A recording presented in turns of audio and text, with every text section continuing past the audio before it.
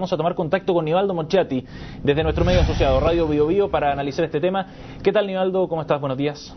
Hola, buenos días. Este es un caso que seguramente va a causar mucha polémica porque tiene ingredientes muy particulares. Estamos hablando de un sacerdote muy conocido, vinculado a las esferas de poder. John O'Reilly es un sacerdote que por la congregación a la que pertenece, Legionarios de Cristo, está vinculado a grupos de poder, a grupos económicos y también políticos, gente de derecha, vinculada al gobierno en este caso, vinculada al gran empresariado, porque los Legionarios de Cristo es una congregación que se puso en mente, se puso como tarea evangelizar, entre comillas, evangelizar al vértice de la sociedad, vale decir, a los poderosos para desde ahí influir al resto.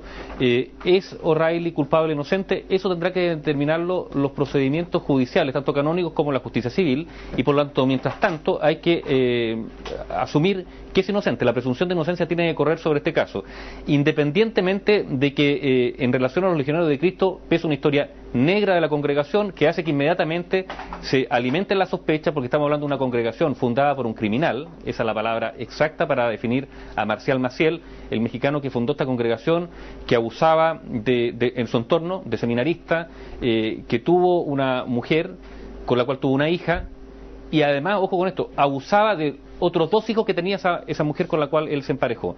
Un criminal, un verdadero psicópata. Y la pregunta es si un fundador de un estamento tiene esas características. Bueno, ¿de qué manera irradia y genera que en esa institución no haya prácticas torcidas? Hay aproximadamente unos 5 o 6 sacerdotes legionarios de Cristo que están siendo investigados por el Vaticano. Está todo el escándalo del supuesto encubrimiento, a mi juicio, indesmentible encubrimiento del entorno más cercano, Marcial Maciel, respecto a sus prácticas, y por lo tanto la congregación, los Legionarios de Cristo, está bajo esa sombra, la sombra de su fundador, y esto inevitablemente hace que se establezca una relación con John O'Reilly, con el Colegio Cumbres, que es de los Legionarios de Cristo. ¿Por qué? Porque resulta que como la práctica del Vaticano históricamente fue la de encubrir, particularmente durante el papado anterior, el Papa Wojtyla, cercano a los Legionarios de Cristo, nada hizo respecto a las denuncias que hubo contra los legionarios.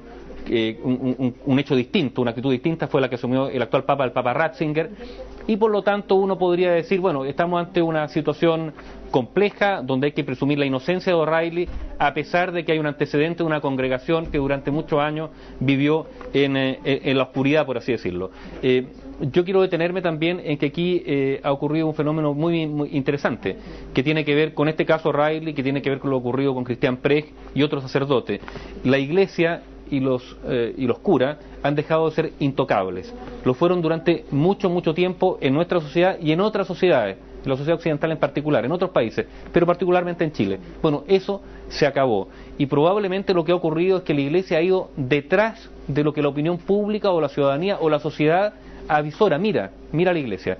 Y uno podrá decir que los pasos que se han dado son importantes. Por ejemplo, el que haya sido apartado O'Reilly de toda actividad no es porque el Colegio Cumbre lo haya decidido, es porque hay una indicación vaticana expresa de Ratzinger diciendo que en el caso de un cura acusado de abuso, inmediatamente tiene que ser apartado de todas sus funciones y debe ser aislado. ¿Eso es positivo? Sí. ¿Ha sido tardío? Absolutamente. La Iglesia sigue yendo detrás de lo que ha ocurrido, y particularmente sobre la Iglesia Católica pesa. Estamos hablando de la jerarquía de la Iglesia, no de la feligresía. En la jerarquía de la Iglesia todavía pesa, y va a pesar durante mucho tiempo, una actitud displicente y a mi juicio encubridora de los abusos de tantos sacerdotes que se han ido ventilando. Y es muy importante lo ocurrido en Estados Unidos el día martes, cuando tenemos un obispo de 61 años que ha sido condenado por encubrimiento, no por abusos sexuales, por haber encubierto a sacerdotes pederastas.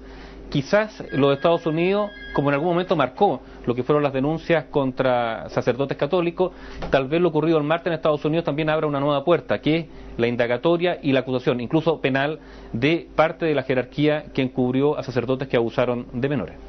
Claro, eso podría sentar de alguna manera, como tú decías, un precedente, digamos, y podría de alguna manera quizás disuadir a aquellas autoridades eclesiásticas que han actuado de esa manera y quizás ahora con estos hechos en Estados Unidos a la vista pueden reaccionar de distinta manera, ¿no? Podrían ahora tratar de transparentar o ventilar un poco algunas situaciones que pueden estar encubriendo eventualmente. Y además hay un dato anexo. Piensa tú que en el caso de los abusos sexuales contra menores, independientemente que sean sacerdotes o no, hay una fuerte corriente a nivel mundial y también en Chile, algunos parlamentarios lo están pidiendo, de que sean declarados crímenes imprescriptibles. Vale decir que si eso llegase a ocurrir, nos podríamos encontrar ante la situación de que independientemente del tiempo pasado, esas personas podrían ser llevadas ante los tribunales de justicia. Tal como los casos de violación a los derechos humanos, por ejemplo. Exactamente, crímenes de lesa humanidad. Exactamente. Nivaldo, muchísimas gracias por este despacho con este interesante tema que va a estar, por cierto, en la palestra durante un buen tiempo. Gracias. Que estés bien, chao. Chao.